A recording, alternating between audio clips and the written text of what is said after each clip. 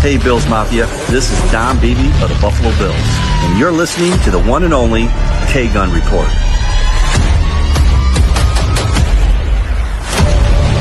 Oh, and you all know, go Buffalo. What's up? Love that intro. Got Don Beebe giving us the intro. That's pretty awesome. Welcome to 24/7 Buff Pandemoniums, the K-Gun Report. I am your host, Scott. You'll see that you have someone that looks identical to me to the side of me. That's my twin brother, Jared. Swank is absent today. It's been a crazy couple months as far as timing things out for shows. This is another pre-recorded show, guys. Nope, Scott, you went live, bro. What's that? You went live. We're live. Oh, we're live? Yeah, because I messaged you. I was like, oh, we're going live, bro. You're supposed to record this one, but hey. We're going to get messages then. Oh, hell yeah. There you go. Okay. Well, I'm on StreamYard. And I went ahead and did the recording, and it says record now. And to be go live August 26th, which is Tuesday. So I guess we're learning here. We're going live. Welcome to the K-Gun Report, guys. Hey, if you got comments coming in, bring them in.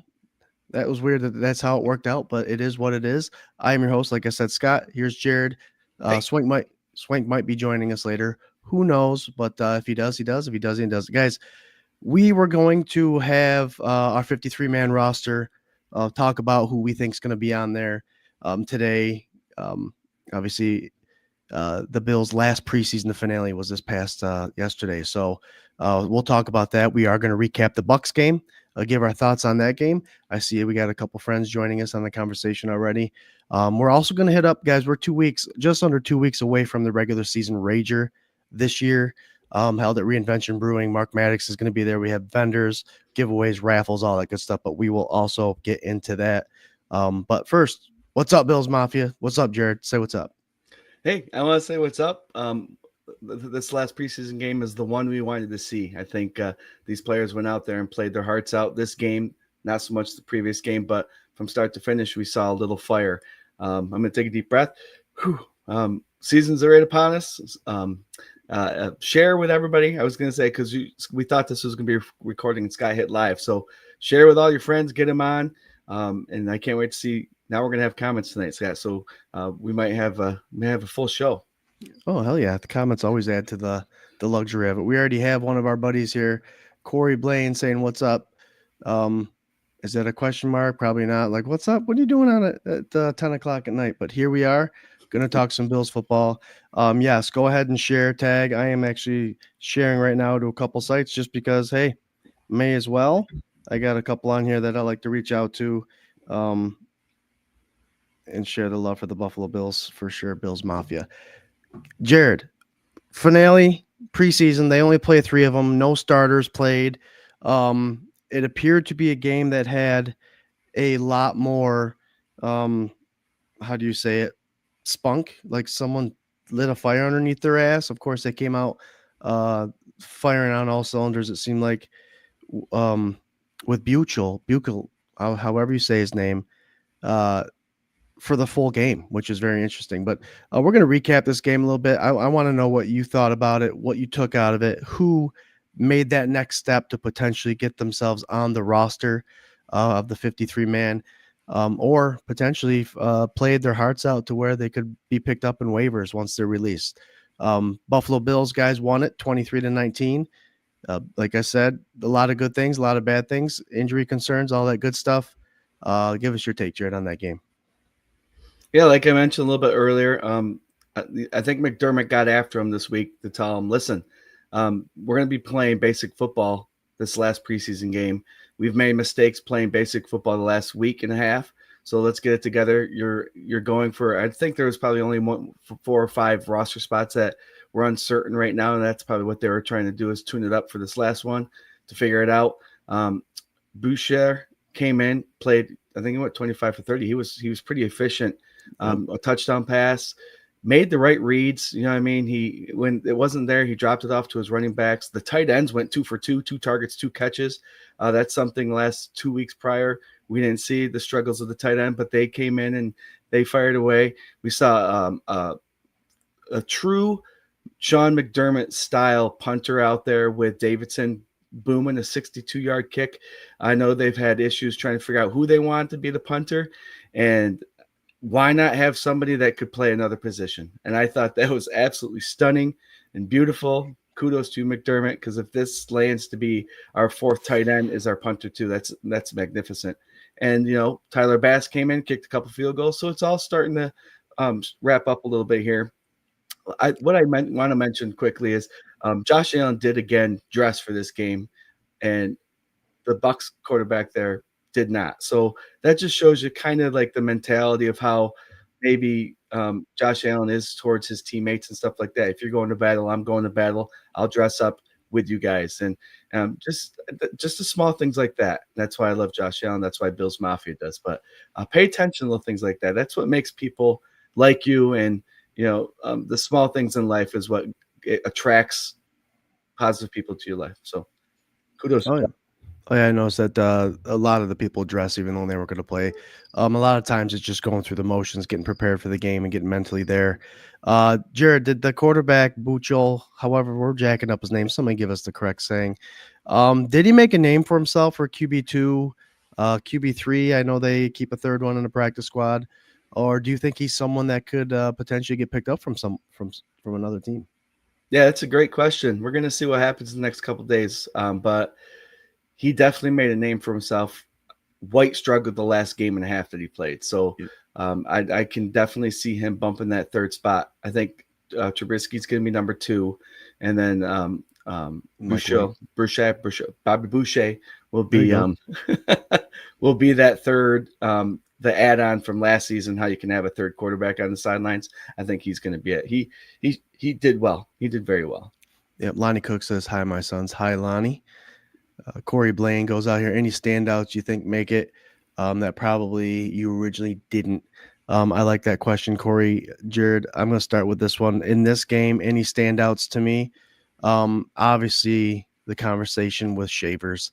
That one-handed grab, getting 1 foot down. Obviously, his shin dragged in the end zone, which allowed him to get the completion for a touchdown, just making a crazy name for himself. And I think potentially it'll be interesting to see how many wide receivers the Bills keep. But if that 5 spot is if they're only keeping 5, Samuel might be out of a job. And I hate to say that because he's on contract and the Bills would lose some money with that decision. But Shavers I think he did enough. I think he did enough to take that 5 spot. Obviously, if there's a 6, take it and keep Samuel there. But generally speaking, the Bills don't keep a 6th wide receiver active on day one. Is there anyone to you that you felt that stood out to a point where it's like, yep, he made the roster this week? Yeah, that whole made the roster this week. It's going to be tough sledding for Hamler. KJ Hamler, I've been on his behind him for the last 2 weeks. He's one of those gadget knife kind of players. He can run the ball, he could kick off return, and he could catch the ball. And he did pretty well too. I think he had 2 catches I think this past week. But he did well, and that's a guy I think that could have snuck up and got on there. I think they're going to keep more 6 receivers for this roster this year. But I think if I'm going to go and reach out for someone, I think Hamler might have made it. There you go. It was a game where we saw Tyler Bass come back. Tyler Bass, 2 for 3 in field goals, made all his extra points. Obviously, he's in charge of kickoff duties. 3 for 4 in field goals. 3 for 4. There you go. What was your reaction when you saw him out there the first time you saw that go through the goalpost? Just a little relief. He's been working day in and day out to inch his way back to be able to get his leg to go through full motion and then make contact with the ball. And that's pretty jarring. So the fact that he came and got 5-6 kicks in, that's pretty promising. They were pretty. It'd be interesting to see what's that little Disney movie where the little kid breaks his arm and he goes out and pitches for the major leagues and he's like the rookie. Yeah, we'll see what happens if Tyler Bass has that injury to his leg, straightens his kicking out. So no, I was happy to see it. He did well. He looked different to me. I watched the game over at Scott's house this past week. We had our last weekend before school starts family get together, and I kept saying he looks different. And I couldn't pinpoint it, but I think his jersey might be a little looser.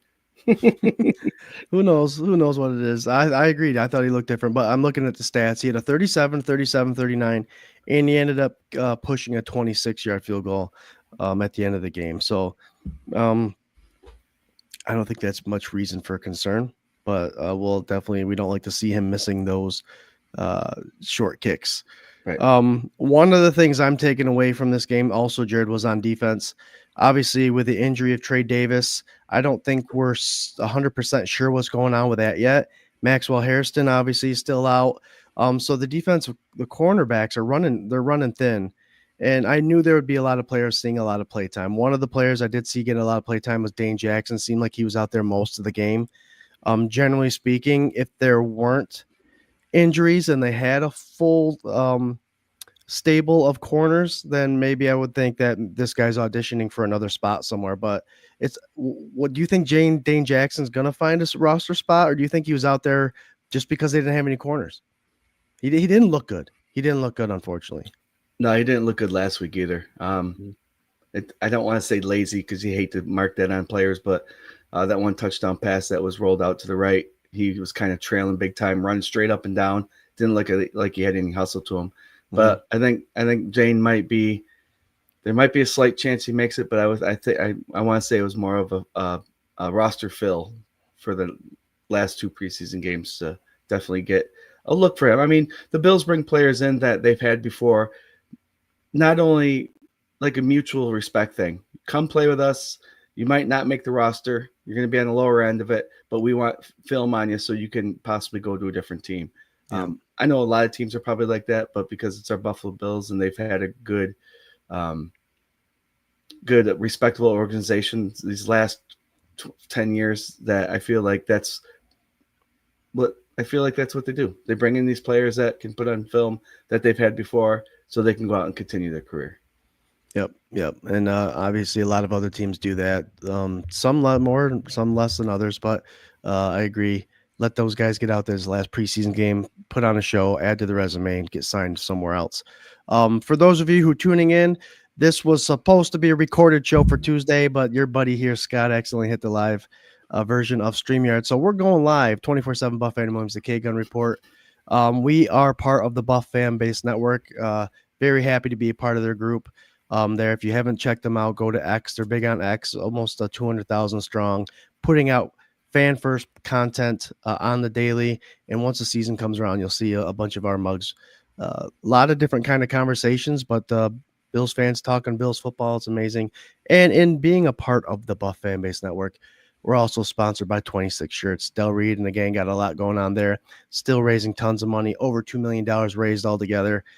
Selling Buffalo Bills merch for Western New York families in need. So go check them out, 26shirts.com. And I always tell people, scroll all the way to the bottom when you're buying something, because they do connect the story of the family or the person in need that they're representing at that particular time. So 26 Shirts, thank you for being our sponsor, and we love being a part of the Buff Fan Base Network. Hell yeah.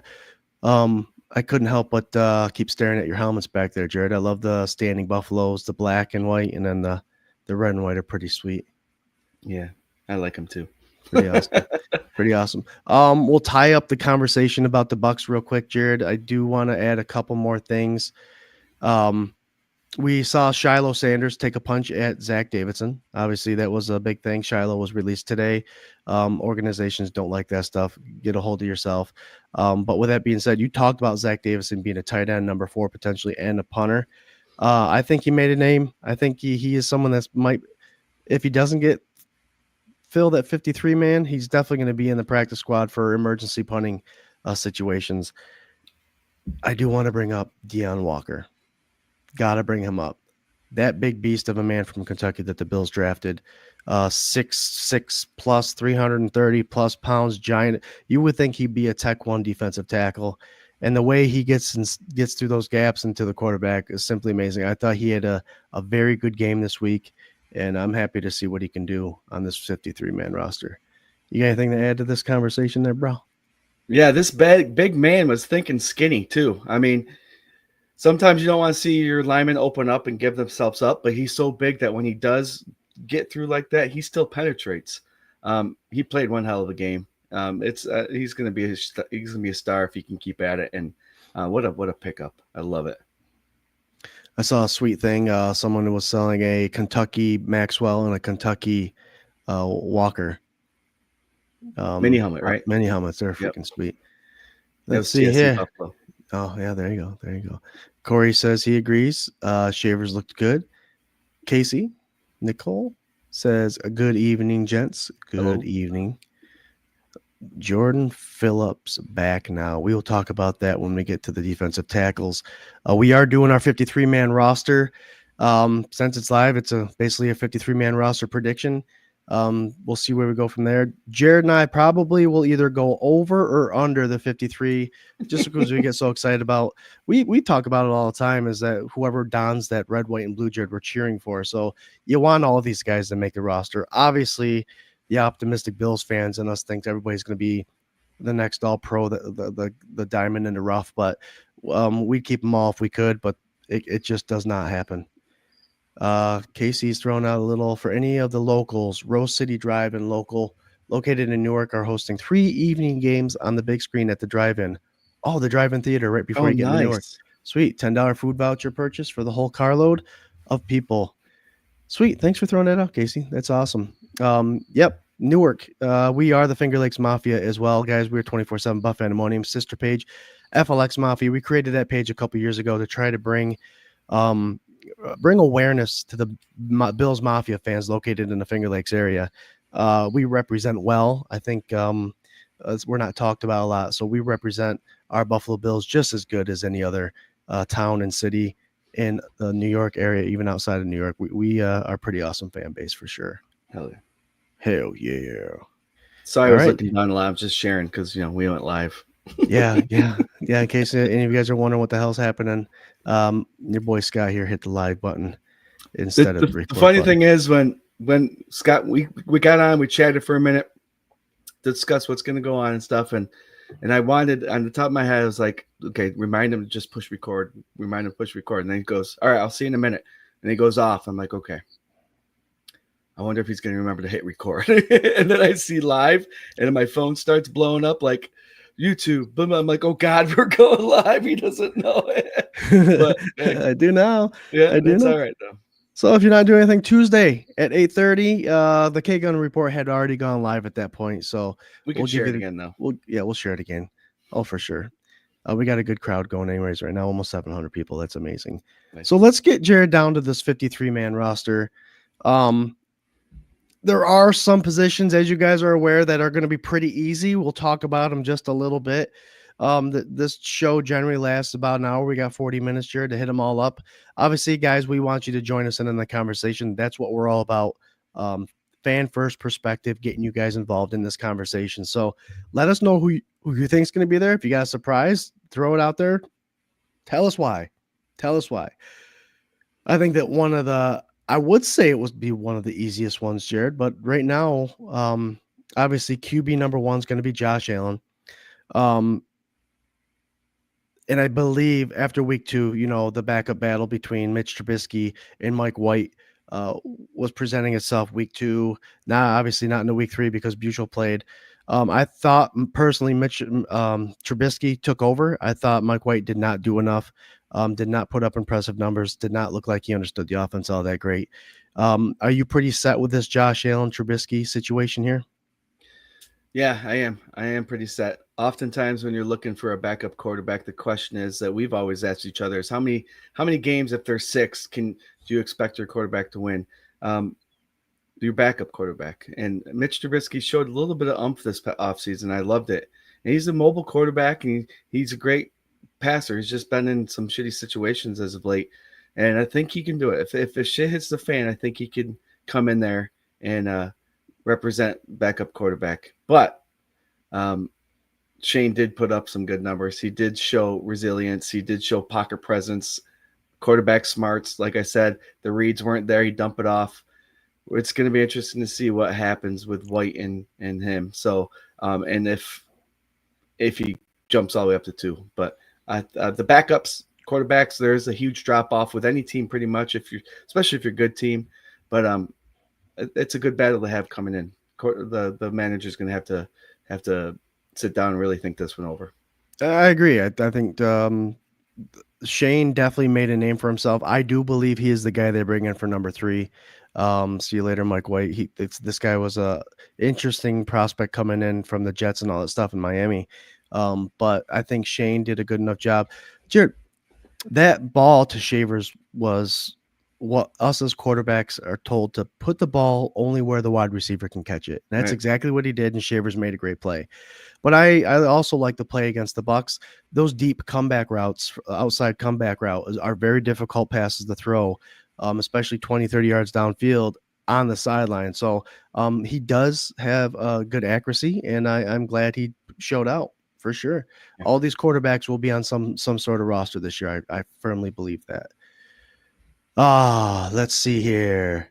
Joey Granick from X. What's up, Joey? He says, Joey. give me Shane. Yeah. Yep. Hey, I would not mind to see him on the practice squad for sure. Running backs, obviously, not anything surprising. I think this trio has been locked in for quite some time now, especially after the signing of James Cook in this contract. So right now, yeah, I have James Cook as a starting running back, Jared. Ray Davis is a change of pace kind of guy, and Ty Johnson doing Ty Johnson things. Our third down back, our utility guy, a guy that can do a little bit of it all. Absolutely love this guy being here in Buffalo. And then I think we're good there. Yeah, Frank Gore had another season to try to get in and move up in the spots.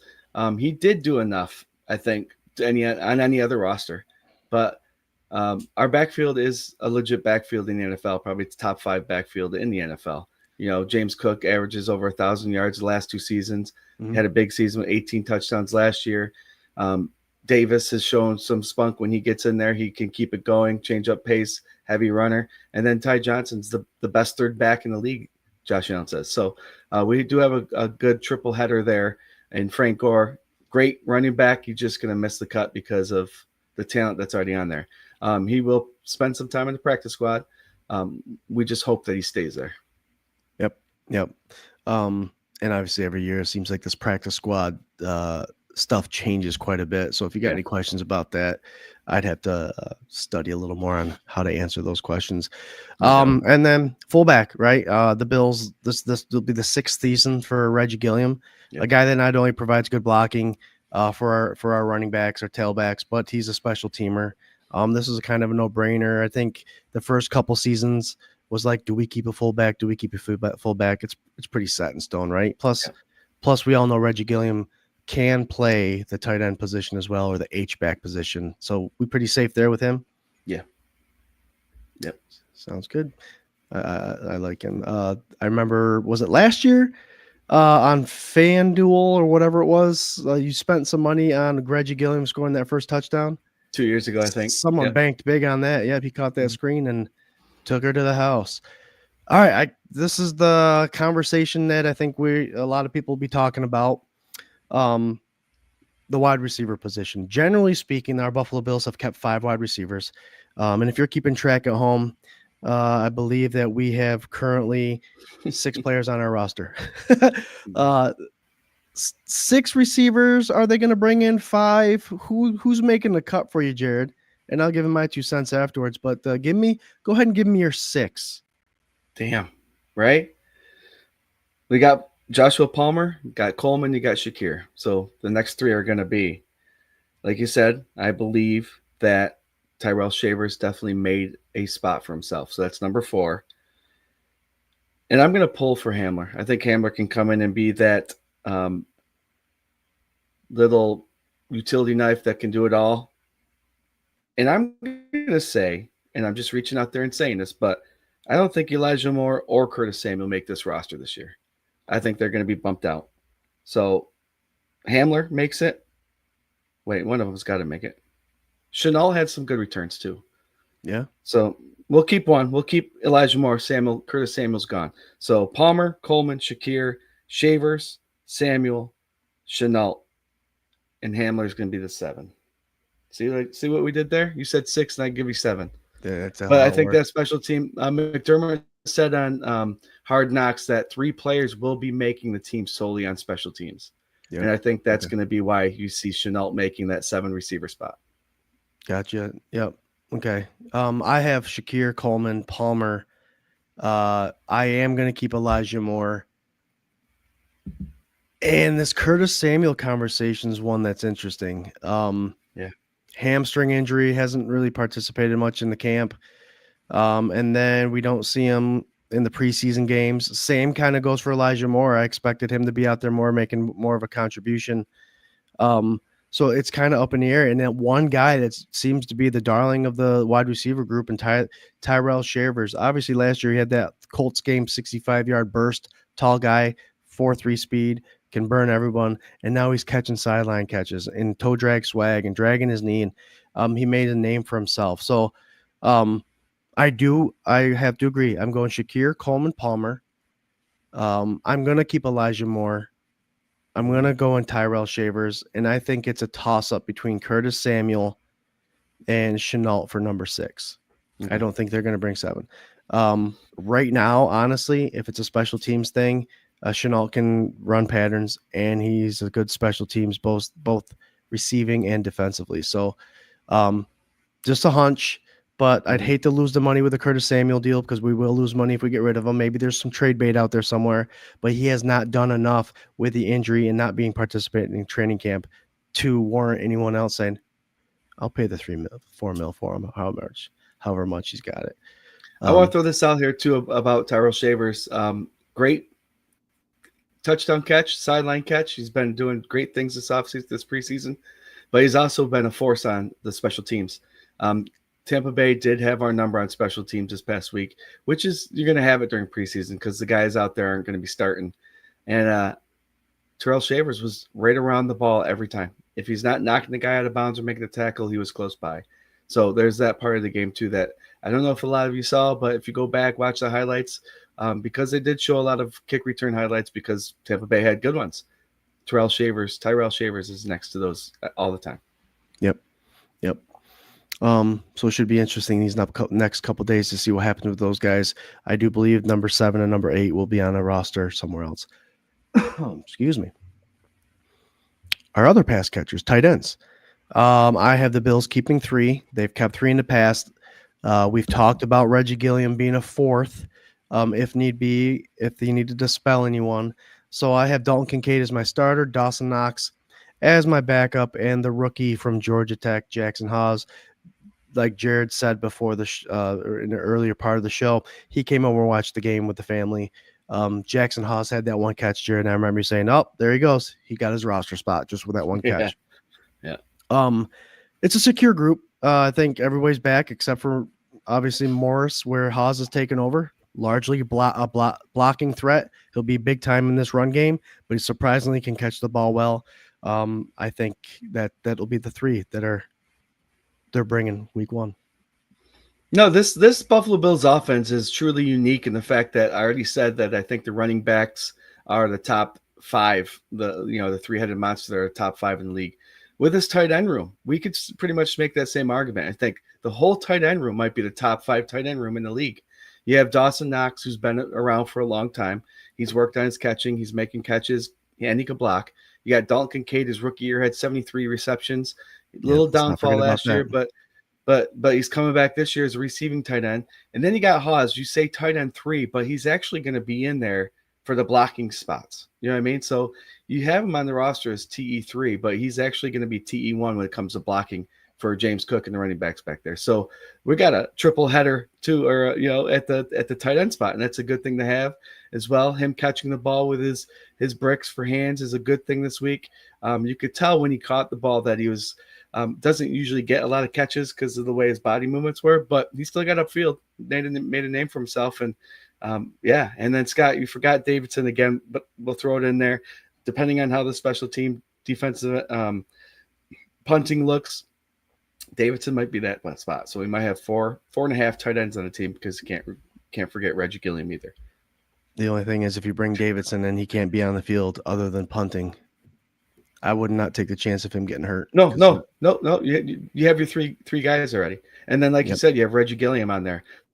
So Reggie Gilliam will be that fill-in 4th tight end. Davidson's going to be a punter. And if shit hits the fan big time, then you can use him for whatever. But yeah. Gotcha. We'll see. Gotcha. The Hog Mollies. Mhm. I think this is the last position we're talking about on the offense. The big guys up front. I have the Bills keeping 9. I've got my starters at Deion Dawkins, David Edwards, Connor McGovern, Osiris Torrance, and Spencer Brown. Alec Anderson was our specialty lineman last year. That 6th lineman came in, represented well, did a great job. Tylen Grable, tackle, Vandermark, a tackle, and Kendrick Green is a free agent that they brought in.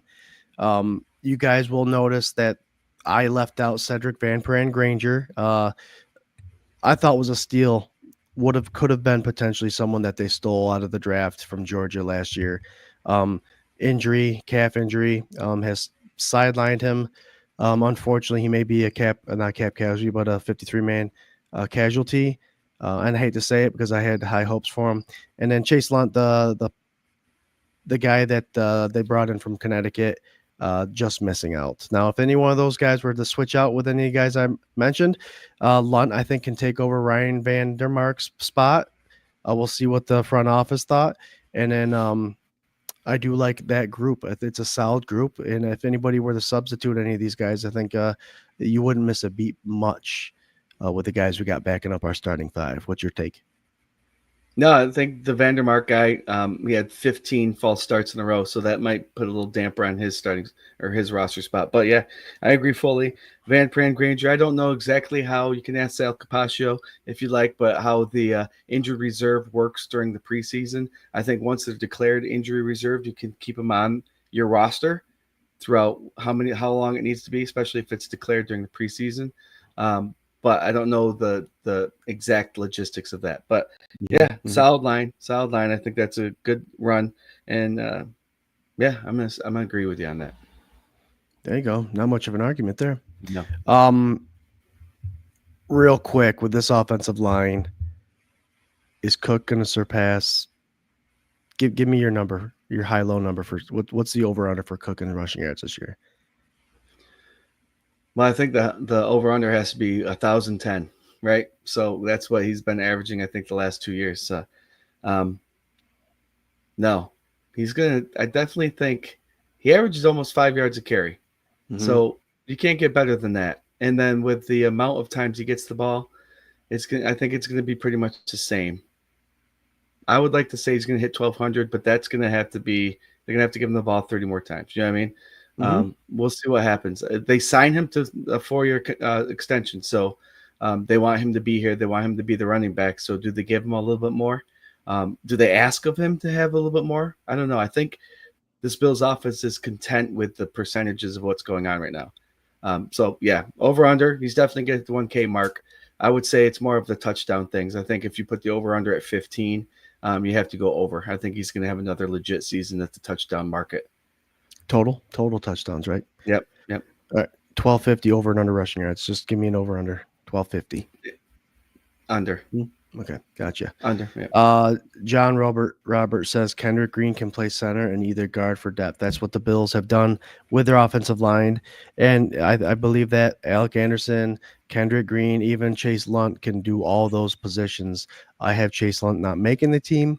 But we all know that McDermott and the crew actually love bringing those type of players in that could do more than one spot.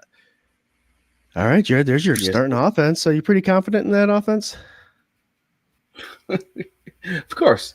Number 17 is a quarterback. Keon Coleman's been nothing but great news this offseason with his ability to just go out there and get it done. Yeah, I'm pretty stoked about what this offense can do. Yep. Like we said, a returning offensive line. Josh Allen's our quarterback. Cook is signed. Keon Coleman, year 2, he was looking good before he got hurt. And then Kincaid, a lot of people are pounding the drum for Kincaid to have massive numbers. And a stat I like throwing out there is 46% of his passes thrown to him last year were catchable. I think it was that low. It was a horrible stat. So if Josh and him just can figure it out, it'll be a given that Kincaid is a very productive tight end this year. All right, so we're going from the offensive trenches to the defensive trenches. Jerry, I have 10 total defensive linemen, defensive tackles, the defensive edge rushers, obviously. So my two starters on edge right now are Rousseau and Bosa, with Epinesa and Landon Jackson, the rookie out of Arkansas, who I don't feel did a great job in his opportunities, many opportunities he had to make a name for himself in the preseason. But because the Bills drafted him so high, he makes the roster. Stockier guy with long arms, Javon Solomon, I think, has earned a spot. And then our defensive tackles, Ed Oliver, Daquan Jones will be starting. Our guy, Dwayne Carter, Deion Walker, the two rookies, Deion Walker and TJ Sanders, end off the 9 and 10 spot. We all got to remember the Bills signed Michael Hoyt and Daryl Ogunjobi. Both players are serving a 6-game suspension. They did just bring in or talks. I haven't seen any signatures yet of Jordan Phillips, Buffalo Bills' favorite defensive tackle, big Tech 1 defensive tackle, brings emotion, brings some power, brings good run stopping defense. Those are my guys: Rousseau, Bosa, Epinesa, Jackson, Solomon, Oliver, Jones, Carter, Walker, and Sanders. What say you, brother? Well, say me, I have no argument for any of those. The potential of these young guys is just huge. With Dwayne Carter, he made a couple good plays this past weekend, and Deion Walker, like we said before, beast. And sometimes, I don't know, Daquan Jones didn't see the field at all this preseason, correct? I want to say I saw him out there the first game. Okay. With what we saw from the rookie, is he staying here? I don't know. I mean, it's a reach. It's a reach, but we got a bunch of young talent coming up, and some of these kids definitely showed out. And it's going to be hard to see how it all fills out, but it's very promising. And we all know that this defense starts up front.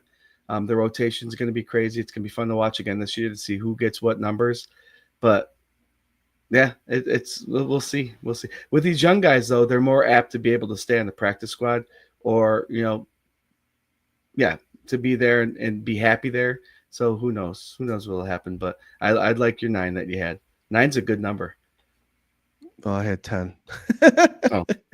I like Solomon, though. Solomon's been here a couple years, and during the preseasons, he's always making a good name for himself. It's just the Bills have a pretty good, decent amount of talent there. So I do like Solomon. He does come in with a fury. It'd be interesting to see how these young guys play, due to the fact that Hoyt and Ogunjobi are out for 6 games. This is one of those situations, right, Jared, where you make the most out of this opportunity. You have a defensive end and a defensive tackle, rookies at both spots. You got to make a name for yourself now, because if these guys come back at week 6, they're not going to get rid of a TJ Sanders or Deion Walker when one of these guys come in too high of draft picks, right? Same with Landon Jackson, but this will shuffle up the defense quite a bit come week 7. If those guys are coming in with full intention of seeing some playing time, it'll be very interesting to see that. And what's your take on Jordan Phillips? Is this just something to I don't know. The reason we have a messenger going with a bunch of our boys, and there's a bunch of possibilities. Is someone else getting traded out? Is Jordan Phillips coming in to be a spot? Is he coming in to be a mentor? What do you think this talk is all about? Yeah, I think it's exactly that. He brings a little bit of experience and some attitude to the team. I do have a knock on him, though. There's a lot of plays last year that he was trailing the play and he wasn't really going after it. I don't like that about him, but he does bring energy and a good vibe to his teammates. They might be just bringing him in to get things going for leading up. We got 2 weeks before the games, so you never know what's going to happen in those 2 weeks. So get the guys on there when you can, I guess. There you go. All right, so the guys, the second level guys, our linebackers, we are in a situation, Jared, I believe that Bills fans deserve. Obviously, we're not going to get prime players, and I'm talking about a prime Milano at his best, teaming up with Bernard at linebacker, but at least as the way it looks now, we're going to be able to witness what a healthy Bernard and a Milano look like at our linebackers, and I am stoked beyond belief of what these guys could potentially do. But I have 5, maybe 6 for me, and this comes into the conversation about the three guys that you said McDermott said is going to be on the team because of special teams. So I have Bernard, Milano, Dorian Williams, which love the guy. I just don't know where he fits, but where now?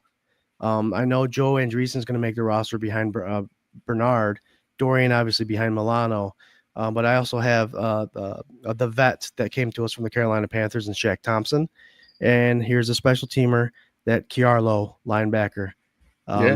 He's been kicking ass and taking names on special teams. So I'm going to go with 6 here, but I want to hear yours, and I want your take on where you think Dorian Williams. Where is he now? I mean, we remember he filled in for Milano last year, and he had a shitload of tackles, top 5 in the NFL when he was playing, and yet here we are not knowing what we're going to do with him. So, who are your 5 or 6? Who you got? Yeah, right there with you. I think that fits. But with the Dorian Williams talk, I think when he played for Tulane, he was a middle linebacker, correct? Mm-hmm. Right. So where has McDermott put him right away when he first came here? At outside, right? The will linebacker. So I think McDermott's ability to see the future a little bit has helped this young man out, where he played middle linebacker at Tulane. Now he's playing a little bit outside linebacker for the NFL and the Buffalo Bills. So I think he fits everywhere. He fits everywhere. And this is what happens if something does happen, you got a whole week to prep. I think Dorian Williams is good enough and fast enough and a great linebacker to play the Will and the Sam without too much of an issue. So he'll be that utility guy that comes in and spells these two guys that we are excited to watch with Bernard and Milano. Milano's only 30 years old. I think he's, besides that aggravating plateau injury that Dr. Bruce has told us that even though it's all healed, it can still aggravate you a little bit. These guys play through pain all the time. So I think we're going to get an all-pro Milano.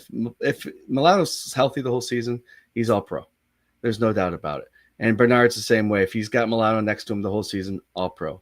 And there's not going to be no doubt about that. And I love seeing Joe Andreessen. He had week 2 preseason, but this week 3, he was pretty much on the field, I think, pretty much the whole time. Yep.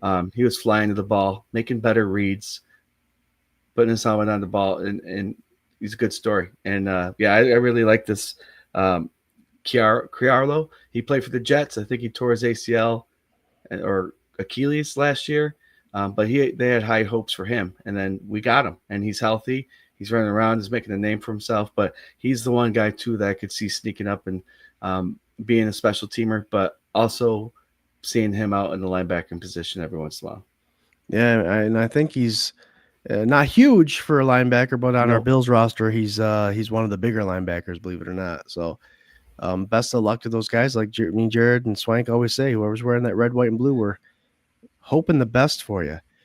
Now, let's attack this situation. And it's obviously the Bills used their first round draft pick this year on Kentucky cornerback Maxwell Hairston. Then he gets hurt. I don't think he's not going to be a week 1 guy with the LCL sprain, I think it was. And then Trey goes down last week. They generally keep about 6 to 7 corners.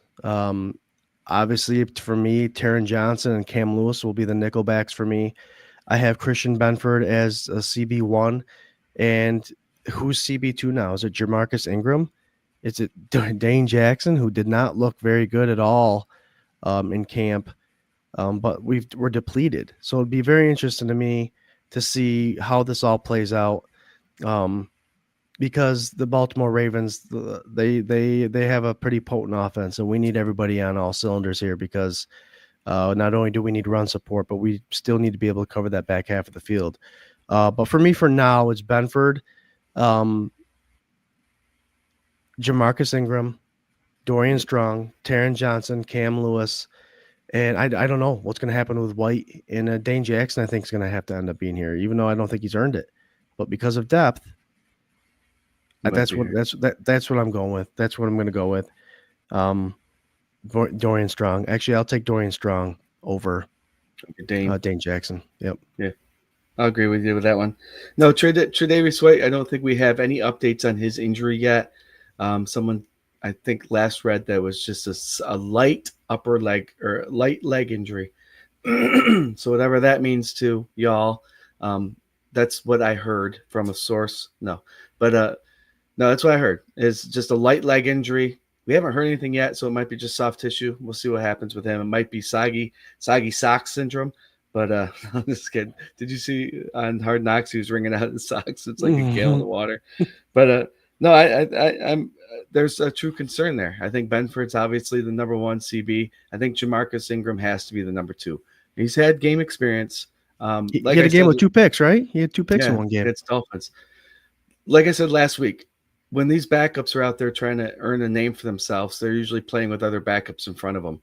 Some of these guys do succeed when there's a starting legit force in front of them. And Jamarcus Ingram, I think, can be one of those guys where put out there with a good defense line that's going to pressure and starting linebackers like Milano and Benford and the safeties. I think he can be successful. He's the guy, I don't know if he's referring to Hard Knocks again. He's always talking scenario, situation, where he's going to line up. Every play is a new play. I think he's got a great mentality. And if he gets a chance to start week one, I think I'm hoping and thinking he's going to take advantage of it. But I do see him taking the number one spot. There's no way you can throw Maxwell Hairston out there. Even it would have been questionable with Trey White coming in for him being the starter week one if he was healthy. Nowadays, the injury, you got to give him at least 3 or 4 weeks before you bring him out there. So Maxwell might not see the field as a starter until week 4 or 5. But hopefully the health comes back. We get good news by Trey. We do have 2 weeks still. We'll just have to see what happens.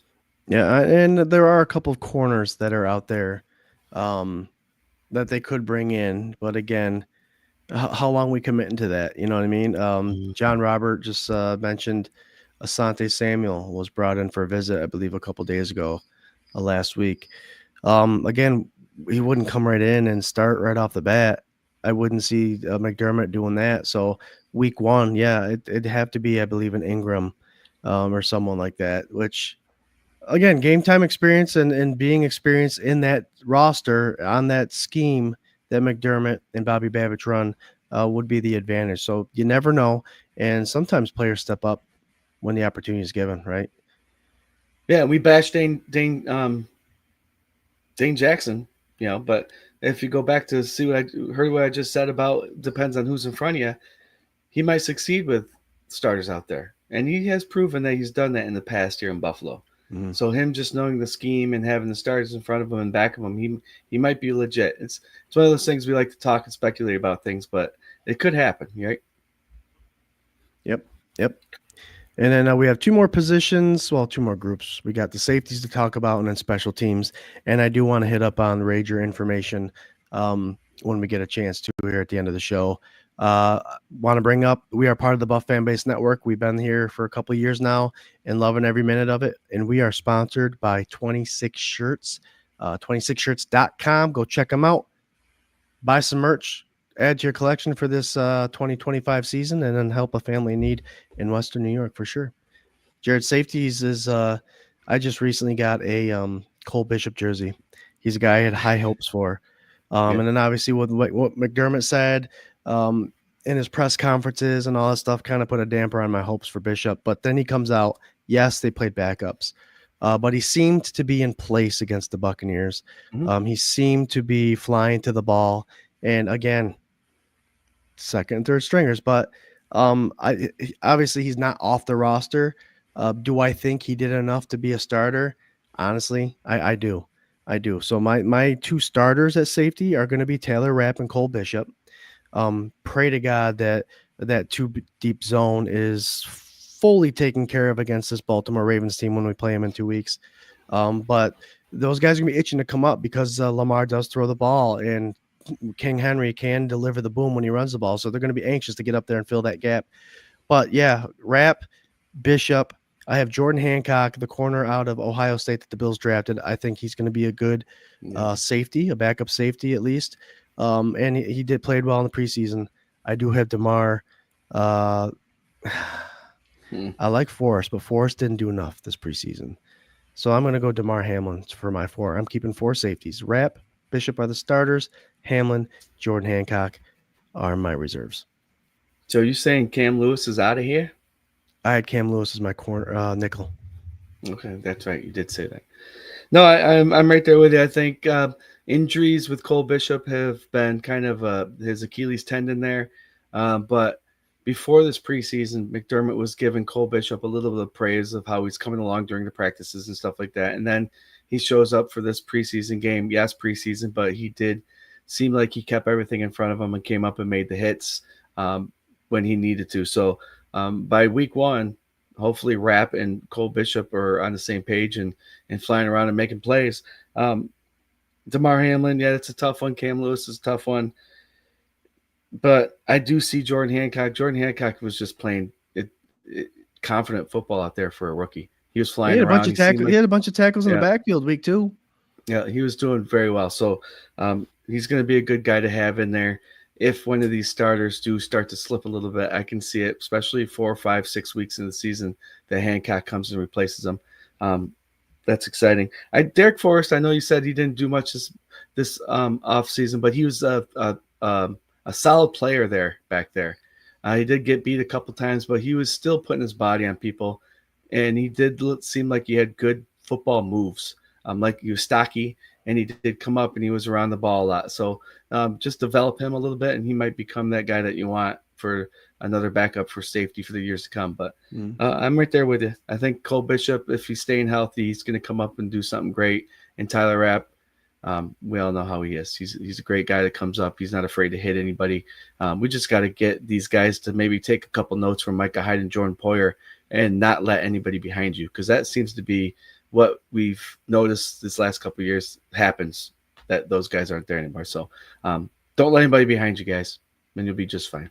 Yeah, that front 7, let's create some pressure, because if Dane Jackson is playing corner in week 1, Gonna need it. Yeah, we're going to need the safeties backing up, and then the further back they got to get, the more trouble we're going to be in against Lamar and Henry for sure.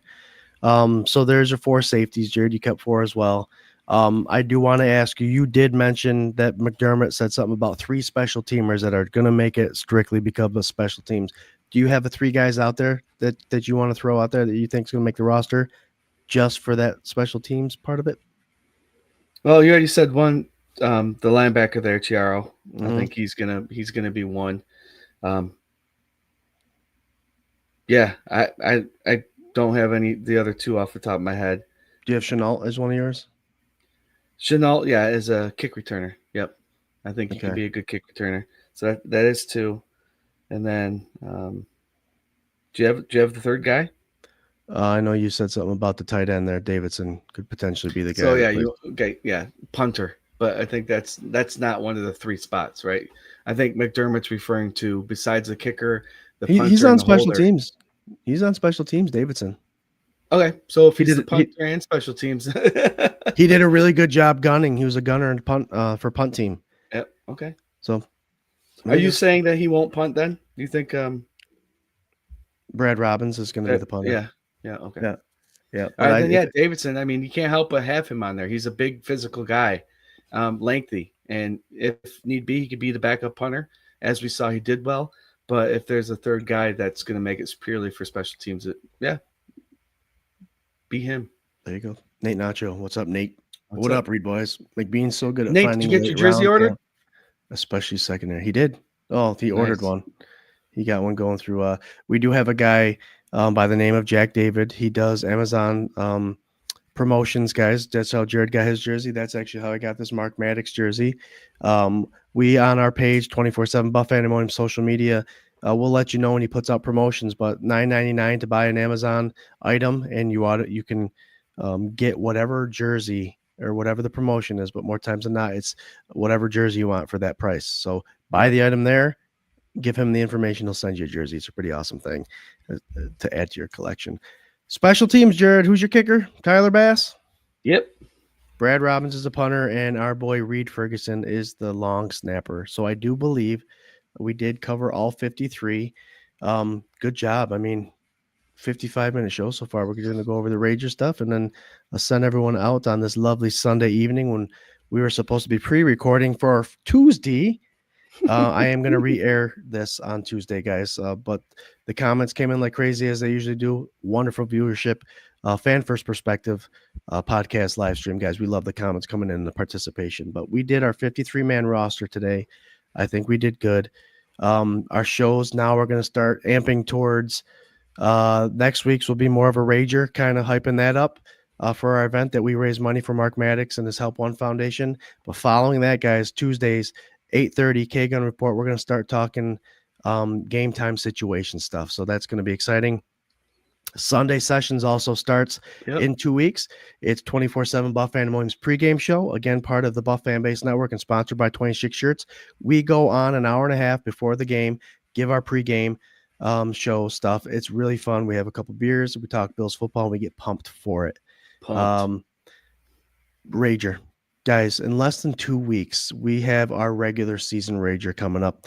It'll be the 5th one, the 4th one held at Reinvention Brewing, 1 o'clock to 7 o'clock. What we do there is we raise money for former linebacker Mark Maddox, his Help One Foundation. We do a Bills Mafia way. We have giveaways, raffles. We have a door prize, which is going to be a sweet $5 get you in the door, and you're automatically entered to win a suite in a shadow box Don Beebe jersey signed with a couple cards in there too. We have some vendors. We have Retro Taco coming. Amazing food. Again, 1 to 7. They'll be there the whole time feeding us. Tony's Popcorn. It's a family friendly event. So bring the kids. They have amazing popcorn. Adults can eat it too. He's got a wonderful caramel one. But he's going to be out there. Tiffany, Jared, you want Tiffany is a merch vendor. She did Bills merch vendor. Yep, she has everything Buffalo Bills. She has a ton of stuff, and it's awesome. And we were driving through Geneva. Geneva had the car show going on today. We went to the spray park to continue our family little thing, and the boys both looked over at the same time and saw Tony's Popcorn, and they go, "Daddy, that's Tony. It's a popcorn. That's the guy you have at your Rager." I'm like, "Yep, he'll be there again this year." And Sullivan goes, "He's got my favorite popcorn." It is good popcorn. Yep. But, it's at Reinvention Brewing, so it's a brewery that we're having it at. They do open up their beer that they have every year, the Super Fanatics beer. It's a cream ale, very good. And but they have a lot of other choices there. If you don't like beer, they have some other good stuff too. What else we got there, brother? We got live streams from a bunch of our friends, Circling the Wagons, Ryan Thomas at the Thomas Take Sports Podcast, yours truly, the K-Gun Report, and we're starting off the live streams with our buddies at BWO, the Buffalo World Order. This will be their first live in front of person, so I can't wait to see what these guys do. They got an interesting topic to talk about, and it's going to be it's going to be an awesome event. It really is, and we have a cornhole, beanbag toss, whatever you want to call it, tournament we're going to have going on. It's going to be $20 a person. And in group, obviously, 50-50. Whoever wins gets half the money. The other money goes to the Help One Foundation. It's just a lot of stuff going on, and it'll be very fun. And it's the day before the game. So we usually hold it on Labor Day weekend. We felt as though we missed out on a couple of the Bills fans that want to be a part of this because of the weekend away from holidays. So we're having it the week after and the day before the Bills home opener game. Yeah, it's perfect timing for it all. And most importantly, like I said, Mark Maddox will be there. He hangs out. He talks to you. He's a family guy. He's a football guy. He'll talk to you about anything. And we're raising money for his Help One Foundation. Did I miss anything, Jared? So Lori Wynn, Eli's mom, just informed me that the Bills Mafia Babes is going to have a basket there full of stuff to raffle off. And they're also going to have Eli. Eli's going to pick a mini helmet between number 47 Benford and Ray Davis mini helmet. Eli's going to pick that for being part of the donation. So we got those things coming too. Our kid on the streets, Eli, the lockdown. He does give us a score prediction for the Sunday session. So love you, Eli. Can't wait to see you again doing your videos. And that's always a good thing. We end the show with a final thought. Jared, just me and you, brother. I'll let you go first, and then I'll kick us out. Yeah, the preseason's over. It felt like a long preseason, but they do usually when you have a great team coming in the regular season. 2 more weeks, guys. 2 more weeks, and we finally got Buffalo Bills football. Take these next 2 weeks, relax. I know there's been a calm before the storm. I think it's still residing a little bit. That the Bills Mafia has been on a low low meter reading for the last month and a half, 2 months with this football season. But when it comes along, man, when you're going to that home opener against the Baltimore Ravens, the last home opener ever at the Ralph, get loud. Be loud in your home. Be loud at the bars you're going to. Be loud everywhere. This Bills season is going to be special coming up, and I can't wait to be a part of it with the K-Gun Sunday sessions and going out there and meeting all you crazy Bills fans. I love it. Have a great next couple of weeks. Get those kiddos ready for school. Our football season for our little ones is right around the corner too. It's going to be fun. Football season is here. We'll see you next week.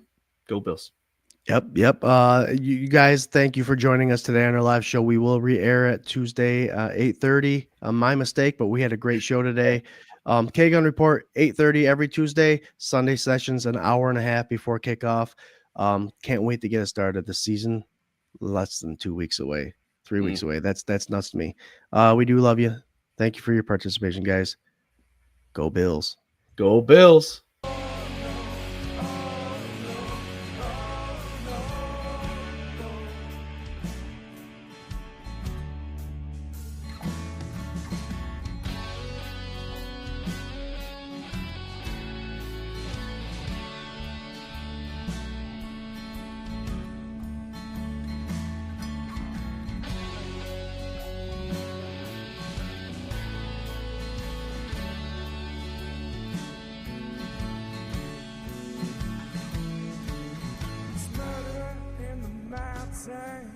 And dancing in the street.